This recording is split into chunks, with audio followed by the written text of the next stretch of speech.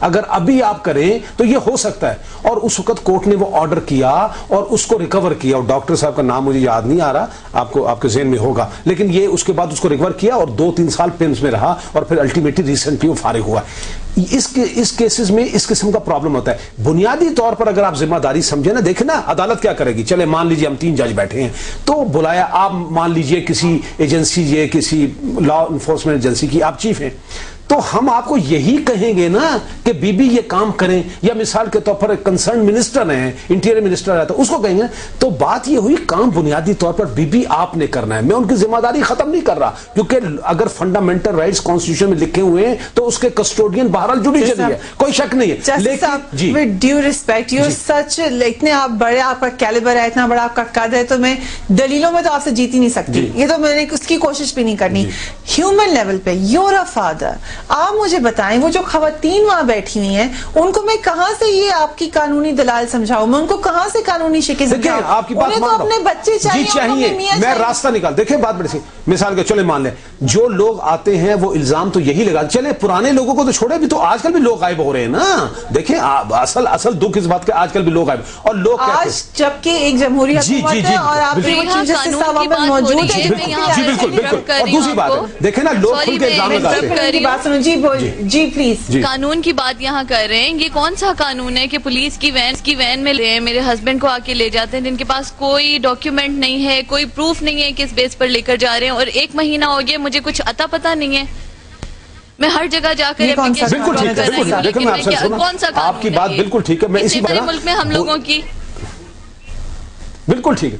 دیکھیں be be گزارش ہے, میں اسی بات پر آ رہا ہوں کہ دیکھیں, چلے مان لیجئے کھل کے بات کرتے ہیں, ISI ہے, کسی کے انڈر ہے نا, پرائم منسٹر کے انڈر آتی ہے, IB ہے, وہ رحمان ملک صاحب کے انڈر آتی ہے, مثال کے MI ہے, ڈیفنس منسٹر کے انڈر آتی ہے.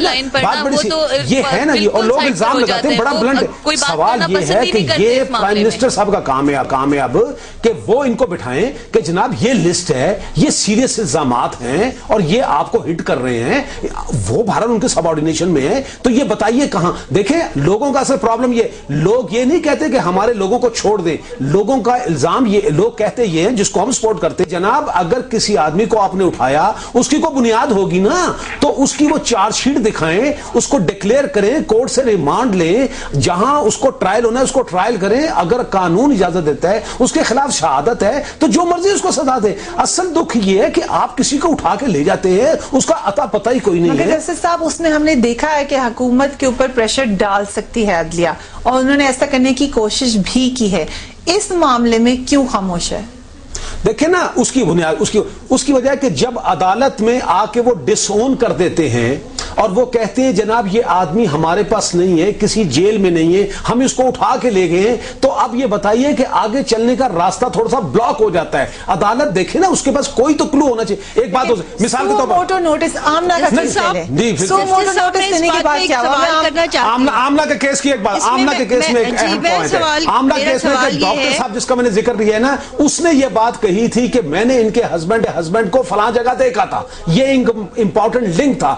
وہاں پر اسی دن ہونا یہ چاہیے تھا 2007 میں کہ اس ڈاکٹر صاحب کا سٹیٹمنٹ فوری طور پر ریکارڈ ہونا چاہیے تھا. اور پھر دیکھیں وہ اس دن ایک 7 سال سے آپ خود سوچیں کہ 3 سال تو یہ تو کرمنل طریقہ ہوا نا, یہ تو کرمنل ایٹیٹیوڈ ہوا نا کہ 3 سال پہلے کتنے دن سپریم کورٹ کے سامنے بھوکا پیاسا بیٹھنا پڑا جب آپ کا کیس دوبارہ کھلا؟ بالکل بیٹھی جی, مجھے 12 دن اور رات, اور اس میں طوفان آئے, اس میں سب کچھ ہم لوگ اس طرح جیسے سمندر میں بیٹھے ہوئے ہوتے ہیں, آنکھوں سے آنسو نکل رہے تھے اور نیچے پھول لے کے کھڑی تھی جب چیف جسٹس صاحب بحال ہوئے ہیں. اس کا مجھے جواب بی بی ہم اس میں دیکھو, میں خود بھی اپنے آپ کو مجھے سمجھتا ہوں, دیکھو جو آمنہ کا دکھ ہے نا بھائی, آمنہ اس بات کی گواہ ہے, میں نے آنسو بھی بہائے ہیں, یہ بات ٹھیک ہے, میں کوئی صفائی پیش نہیں کر رہا, ہم اپنے آپ کو بھی اس میں مجرم سمجھتے ہیں, ہم نے ان کو خواب دکھائے تھے. ایک کوسچن ہے میرا ایک کوسچن ہے پلیز. میرا کوسچن یہ ہے کہ آپ کہتے ہیں کہ وہ ڈیڈ لاک لگ جاتا ہے, اگر وہ آ کے ایجنسیز آ کے کہہ دیتی ہیں ہمارے پاس نہیں ہے تو ڈیڈ لاک لگ جاتا ہے.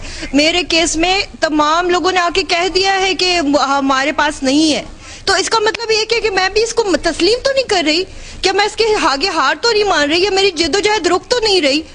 اگر انہوں نے میں آمنہ کی بات کو آگے بڑھاتا ہوں. ایک دفعہ آئی جی ایس سی کا آرڈر ہوا تھا پیش ہو. پلیز آپ میری بات پوری سن لیں, پلیز میری بات. وہ سرونگ جنرل ہے, اس کو وہ کیوں پیش نہیں ہوا؟ دیکھیں نا, ہم چیف سیکریٹری کو روز بلاتے ہیں, آئی جی روز آ کے بولتا ہے, سیکریٹری روز بولتا ہے. جب اس کو آپ نے آرڈر کر دیا, پھر آپ کو انشور کرنا چاہیے تھا کہ وہ پیش ہو. وہ اتنا بڑا آدمی نہیں ہے. یہاں میں سمجھتا ہوں یہ کمزوری کی بات ہے. جسٹس طارق محمود صاحب, غزالہ ملا صاحب اور سینیٹر صاحب, آمنہ صاحبہ, آئی ایم سو سوری, مجھے پروگرام ختم کرنا پڑا. یہ ایسا ایشو ہے جس کے پر ہم کافی رننگ پروگرامز پہلے بھی کر چکے, اور بھی کرنے پڑیں گے, لیکن یہ معاملہ حل ہوتا نظر نہیں آیا. ناظرین, یہ بات میں پہلے بھی کہہ چکی ہوں کہ جو ملک اپنے شہریوں کی خود عزت نہیں کرتا, ان کی دنیا میں کوئی عزت نہیں کرتا. یہ بات بہت سمجھنے کی, اللہ کرے ہمیں ان لوگوں کا کوئی عطا پتہ مل جائے. اس کے ساتھ ہی فریاد ریس کو میری ٹیم کو اجازت دیجیے. اب اگلے ہفتے آپ سے ملاقات ہوگی. فیڈ بیک کے لیے ICICNBCPakistan.com. اللہ حافظ.